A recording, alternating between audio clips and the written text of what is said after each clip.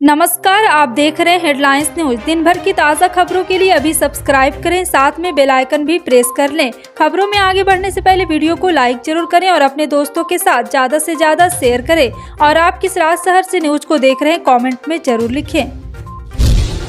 बता दें, भारत एक कृषि प्रधान देश है। देश की आबादी में 70% लोग किसान हैं। किसान देश की अर्थव्यवस्था की रीढ़ है। किसान अन्नदाता है। बीते 70 सालों में खेती से जुड़े हर शख्स का मन इन्हीं बातों से मोह लिया जाता है, लेकिन अब किसानों की आर्थिक स्थिति को आती है आंदोलन और समझौते के आगे बात नहीं बढ़ पाती।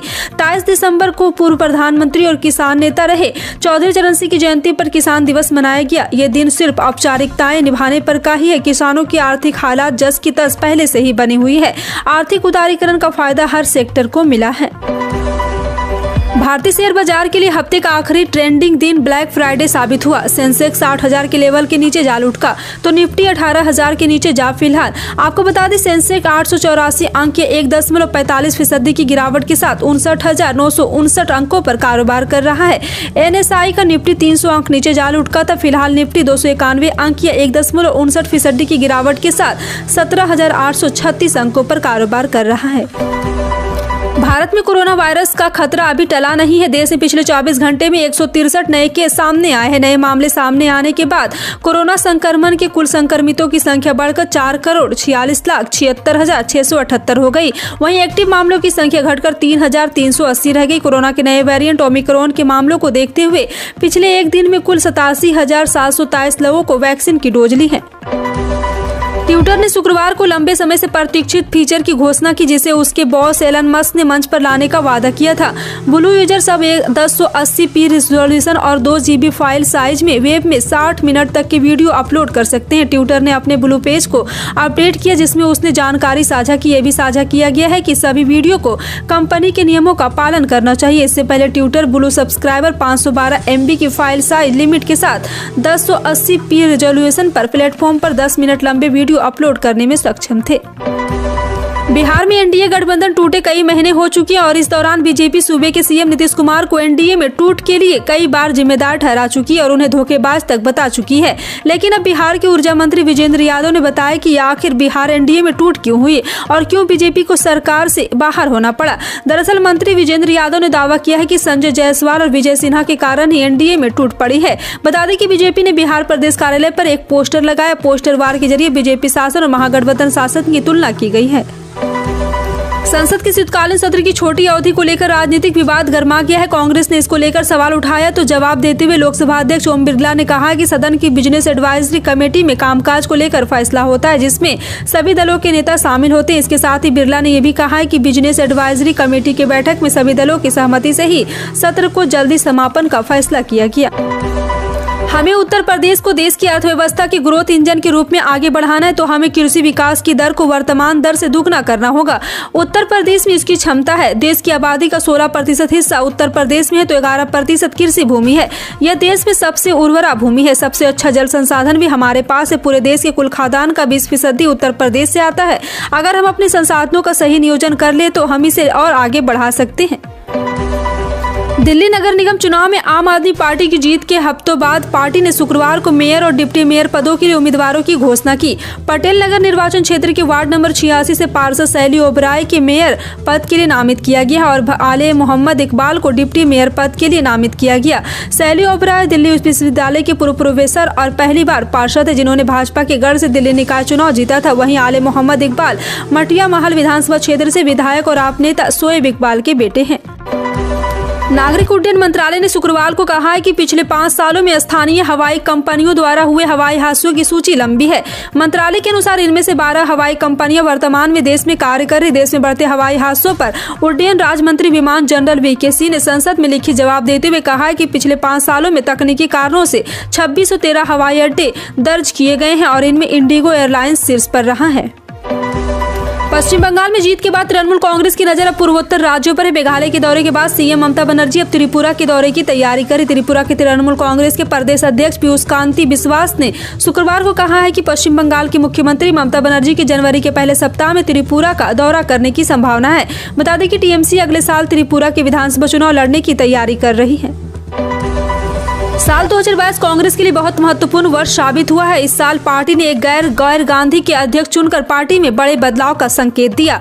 अध्यक्ष पद के लिए चुनाव कराकर भी उसने कांग्रेस पर लग रहे कई आरोपों का जवाब देने की कोशिश की है। जनता ने भी कांग्रेस को इनाम और दंड देने में कोई संकोच नहीं किया। उसने उत्तर प्रदेश, पंजाब और गुजरात में कांग्रेस की नाकामियों के लिए उसे कड़ा दंड दिया तो हिमाचल प्रदेश में उसके काम का इनाम भी दिया। जनता ने यह स्पष्ट संकेत दिया है कि यदि कांग्रेस अपनी नाकामी से उभरते हुए जनता के मुद्दों पर संघर्ष करे तो अभी भी उसका प्यार और आशीर्वाद मिल सकता है।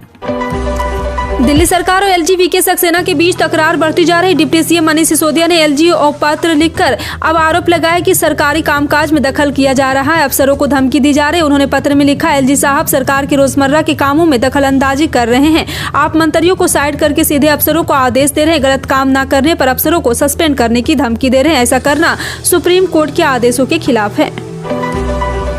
हरियाणा सरकार ने स्कूलों में 1 जनवरी से सर्दियों की छुट्टियां घोषित कर दी। उत्तर भारत घने कोहरे और ठंड की दोहरी मार झेल रहा है।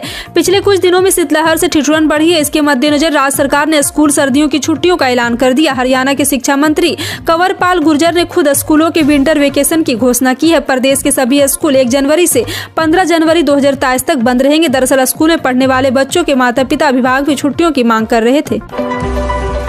देश को और वंदे भारत मिलने वाली है। जी हां, आपको बता दें कि इस बार ये तोहफा पश्चिम बंगाल को मिलने जा रहा है। ये वंदे भारत एक्सप्रेस हावड़ा से न्यू जलपाईगुड़ी के बीच चलाई जाएगी। इससे नॉर्थ बंगाल से साउथ बंगाल की दूरी को कम किया जा सकेगा। इस वंदे भारत एक्सप्रेस को पीएम नरेंद्र मोदी 30 दिसंबर को हरी झंडी दिखा सकते हैं। इस नई वंदे भारत एक्सप्रेस को हावड़ा से न्यू जलपाईगुड़ी के बीच चलाया जाएगा। अभी नॉर्थ से साउथ बंगाल की दूरी कवर करने में 10 घंटे का समय लगता है। अभिनेता से नेता बने कमल हासन पूर्व कुछ स्वतंत्रता सेनानियों के परिवार के सदस्य और कांग्रेस के शीर्ष नेता शनिवार को राहुल गांधी की अगुवाई वाली भारत जोड़ो यात्रा के दिल्ली चरण में शामिल हो सकते हैं। पार्टी सूत्रों ने शुक्रवार को यह जानकारी दी। एक सूत्र ने कहा है कि कांग्रेस के वरिष्ठ नेता, सांसद, स्वतंत्रता सेनानियों के परिवार के सदस्य और मक्कल निधि मय्यम के अध्यक्ष कमल हासन राष्ट्रीय राजधानी में भारत जोड़ो यात्रा में शामिल हो सकते हैं। उत्तर प्रदेश के पूर्व मुख्यमंत्री और समाजवादी पार्टी के प्रमुख अखिलेश यादव लगातार भाजपा पर हमलावर रहते हैं। एक बार फिर से उन्होंने भाजपा पर जबरदस्त तरीके से निशाना साधा। अपने बयान में अखिलेश यादव ने कहा है कि हमने 2024 के लिए भाजपा को काम दे दिया है कि वह मैनपुरी मॉडल पढ़े। इसके साथ उन्होंने कहा है कि मैनपुरी मॉडल और वहां के लोगों ने गुजरात मॉडल को फेल कर दिया। इसके साथ ही समाजवादी पार्टी प्रमुख ने कहा है कि मुझे उम्मीद है कि जिस तरह से मैनपुरी में जमीन पर काम हुआ, अगर यही काम लोक और विधानसभा में होगा तो परिणाम देखने वाले होंगे। कांग्रेस अध्यक्ष मल्लिकार्जुन खड़गे ने भाजपा पर निशाना साधते हुए साफ तौर पर कहा है कि वह कांग्रेस की भारत जोड़ो यात्रा से पूरी तरीके से घबरा गई है। उन्होंने आरोप लगाया कि सरकार भारत जोड़ो यात्रा को रोकने की कोशिश कर रही है। इसके अलावा चीन के मुद्दे पर भी उन्होंने सरकार पर निशाना साधा। खड़गे ने कहा, भारत जोड़ो यात्रा से घबराई मोदी सरकार इसे रोकने के बहाने तलाश रही है। उन्हें साफ तौर पर कहा है कि मोदी सरकार चीनी अतिक्रमण के मुद्दे पर चर्चा करने से बच रही है।